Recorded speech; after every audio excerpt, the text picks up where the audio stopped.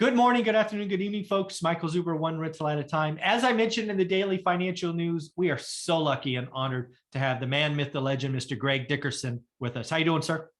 Doing great, Michael. Coming to you live from the road. I love that. I love it. You again, people may not realize this, but it's 11 o'clock your time. So it's middle of the day. So you are out running a business, growing a portfolio, family stuff, all that. And you take an hour out of your day. So thank you very much for that. Yeah, you're welcome. I just pull over and let's do it. I like it. Well, hey, I don't know if you saw this, but it looks like the one and only Bill Ackman is being paraded around on TV again, much like he was paraded around after the pandemic started when he said Hilton's going to zero, the world's over, blah, blah, blah. And oh, by the way, he made $1 billion, which still annoys me. Not sure how that's legal. But now he's out saying World War III has started. It kind of feels like, frankly, he is short the market again. He's going to put some puts or whatever on, and he's trying to scare people just like he did last time. Certainly, there's lots of horrible stuff going on, but Bill, you're trying to rinse and repeat $1 billion play, and it kind of just feels bad. What do you think of all that? So was this his tweet you're talking about, or was he on CNBC today? I think, well, definitely his tweet. It was an interview. I don't know. It wasn't CNBC this time. I think CNBC got wise to it.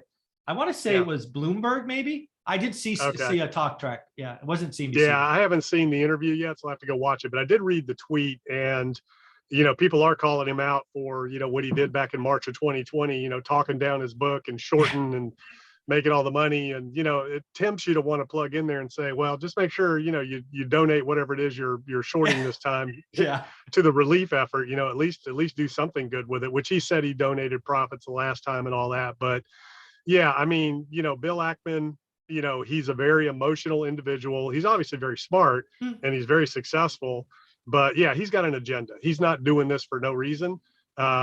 He's obviously got something. He's going to profit from this one way or the other. And, it just is what it is. That's how the markets work. That's what these, broadcast channels, Bloomberg, CNBC, that's what people do. They get on there and they talk their books up, they talk it down, but at some point, sometimes those things can backfire on you and you can get caught on the wrong side of the trade. So he can't talk anybody into believing anything at this point. It is what it is. If the conflict continues to escalate and we sanction, Russia's oil, and we ban Russia's oil globally, you'll see a big reaction in the markets, and you'll see a March 2020 event. We are definitely facing global recession. So what we're dealing with and experiencing right now is going to, reverberate through the global economy for months to come. So we haven't really seen the results of what's happening. We've seen deleveraging, but we haven't seen complete repricing. Now, on the other side of the coin, if they resolve the conflict and all of a sudden out of these peace talks, the war is over and everything goes back, not to normal, obviously, but war's over and we get back to business as usual, then you'll see markets snap back and you'll see a big rebound, and then it'll all be up to the Fed. But that's the most interesting dilemma, is what happens next week when the Fed meets. Yeah, I agree. Again, I've been saying for the last week or so, and I'm going to say it here just because I want to keep putting it out there. I want to put it out there. I think the Fed has talked everybody into believing they're only going to raise a quarter. I think Wall Street now believes it. As we've talked about, it went from a 5% chance of a 50 basis point to 25 to 99, back to 10% was the last time I saw. So people are definitely calling for a quarter. My hope is the Fed sees the opportunity to shock Wall Street. I think they need to do a half. I've been saying that for quite a while. I'm not going to stop.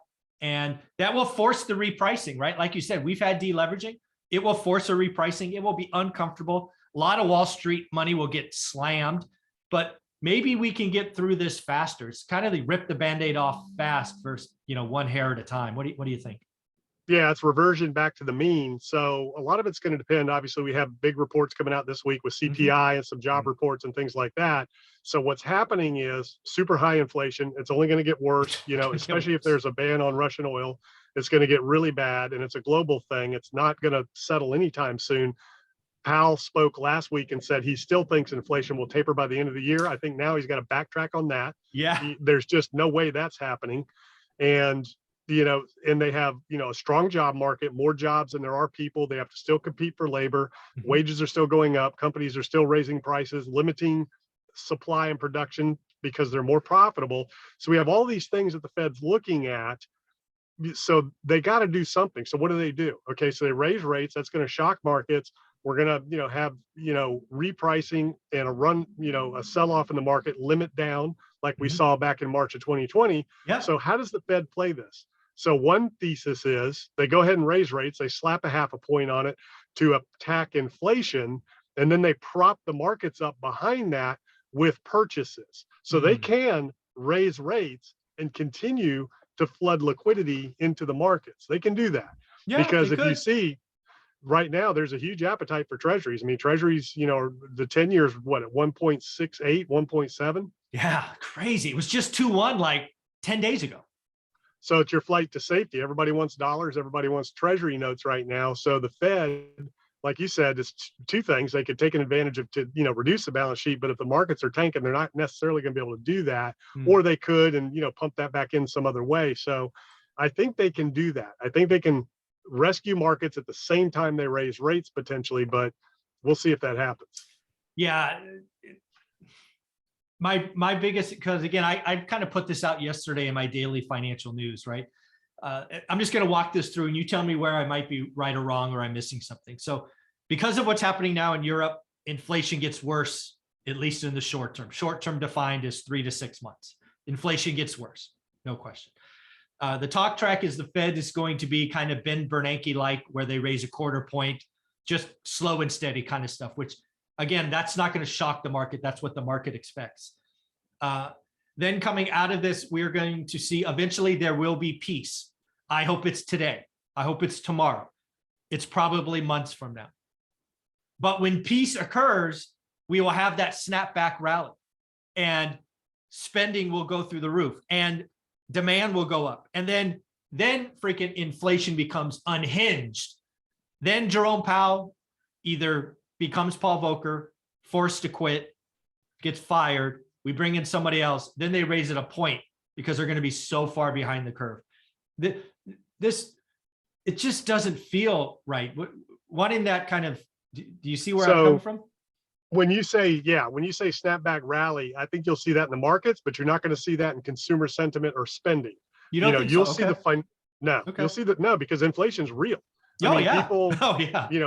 that ain't going anywhere anytime soon. Just because the, conflict ends doesn't end immediately. Gas prices, No. all the other inflation, all the trickle down effect that's going to continue to roll through the economy, because then you have rebuilding and you have all that. Now, Yeah. there will be some boosts, from government spending, to everybody's beefing up defense now. Oh, yeah. Hopefully we will start looking at boosting our own oil production so we don't have to rely on anybody else ever again. Yep. So a lot of those things will continue to boost the economy, but what's the result of that is inflation. So they have to raise rates. But as far as a snapback rally, off to the races and everybody's spending again, I don't think that's going to happen. I think depending on how deep this cuts, people are, cutting back now. And it's changing behavior for a lot of people now based on the immediate effects of what's happening. But the markets they will snap back immediately in the short term, because ultimately, at the end of the day, we're facing stagflation, rising rates, high employment, but slow growth, and I think at some point, all that's going to come to a head, and they got nowhere else to go with rates. They have to raise rates and they have to get inflation under control, because everything that's happening, including a relief rally and a snapback once the conflict ends, that's just going to create more inflation, government spending, everything. I mean, it's just going to, so they have to raise rates. And I've heard a few people start to mention Volcker, that the Fed has to get like Volcker, and, there's nothing wrong with a double-digit interest rate. Yeah, I heard that this weekend. Oh my goodness. Yes, I heard that. Yeah. So that that would be interesting.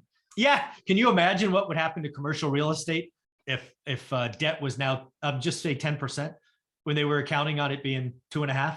Woo, that would be painful. Yeah, it would. Yeah, real estate market would collapse overnight if you had 10% interest rates. I mean, literally. Yeah, transaction would go to nothing. Well, the cash buyers, I guess, would still be there, but wow. Yeah. So again, this first episode is Bill Ackman. Bill Ackman's called. Don't watch again. Bill Ackman's not the only one. Let's be clear. He's just, for me, he's the guy. Because I remember I was on a run listening to his, and I got scared. I remember stopping at a stoplight going, wow. And then like 4 weeks later, the guy makes $1 billion. And I felt like I got, like, my innocence was gone. It was crazy. So again, Nah, he knows yeah. what he's doing. Some of it's, over emotional and all that, but for all we know, he could have been acting and it was all deliberate. And, Oh yeah. I mean, to come out and say the world was ending and all that. Now, I mean, obviously the potential for global conflict and World War III, I mean, it's every day that goes by is one day you're closer to that potential. Yeah. Yeah, for sure. So, and I think everybody knows it and everybody is snapping up right now. And everybody also knows you can't let Putin get away with this. You can't let him bully the rest of the world. You got to stop it. Yeah. So how do you stop that without the entire world getting involved? It's very tricky and very difficult in that sense. So sure, Ackman's going to get out there and try to dramatize and profit off of this one way or the other. And that's the way the system works, right? That's just how structure's set up, and you can't blame him. That's how it works. Yeah. Well, I hope peace breaks out as soon as I post this video, and he loses $1 billion, because I hope he's on the wrong side of the trade. That's just me. Karma's a B word. So I hope it bites him this time. Greg, how can people find you? Yep. GregDickerson.com. That's where all my info is. YouTube podcast. Go check it out. Thanks, buddy.